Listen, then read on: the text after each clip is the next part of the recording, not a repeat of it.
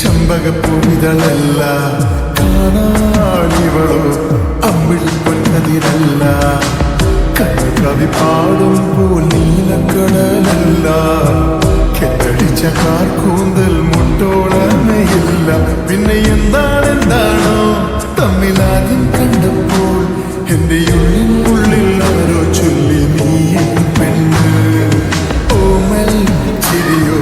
ചമ്പകപ്പൂവിത